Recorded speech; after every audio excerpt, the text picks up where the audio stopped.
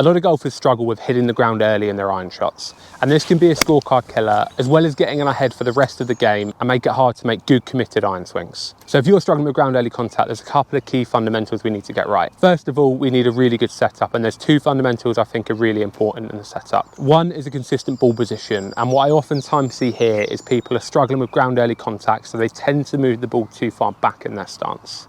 This feels like it's going to make it much easier to get club on ball and to hit the ground after. But in reality, what it tends to look like is people can't transfer their weight effectively enough, so they start to hang back too much on their iron shots, and that makes it really easy to get that ground early contact. By having the ball central, if not just forward of centre ball position, it makes it much easier to effectively transfer my weight. And if I transfer my weight onto my lead leg, naturally I'm going to hit the ground in a much better position. So consistent ball position, whether that's centre or just forward of centre, is going to be really important if you struggle with ground early contact. The next setup fundamental I think is really important is grip pressure, and I see this all the time, particularly in players who aren't confident with their strike. Typically people hold onto the club too much and they've got a grip pressure that is much too tight. The problem with this is it makes it really hard to hinge the club.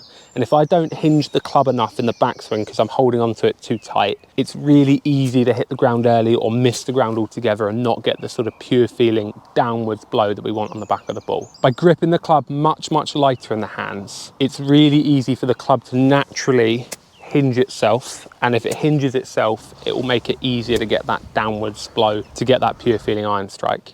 The heavy end is at the top, and if I'm gripping too tight, I don't allow that to hinge, but by loosening off my grip pressure and holding things really nice and light, naturally that hinges, and if it hinges, the club should strike the ground, and hopefully will strike the ground after the ball. So once you're set up correctly with a nice light grip pressure and a consistent ball position, what we want to start to do, and this is a game changer in terms of striking your irons, is to use your left leg as a pivot point. And oftentimes what I see with players that strike the ground earlier in their iron shots is a breakdown of their left leg, and it often looks like this in the golf swing, where the left leg buckles a little bit through impact, the hands get too active, and the ground contact suffers as a result. What we want to feel instead, and what I think is really important to get good iron shots, is to use your left leg as a pivot point and make sure as you're moving through the ball, your left leg is straightening. This, again, with solid weight transfer, will make it much easier to hit the ground in the right place.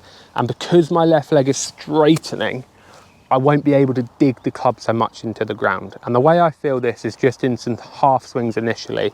And you can see here as I make these half swings that my left leg is straightening as I turn around. So left hip's posting up in slow motion here, left leg straightens, left hip posts up, and naturally the club won't dig into the ground, and it should start to make contact with the ground after the ball.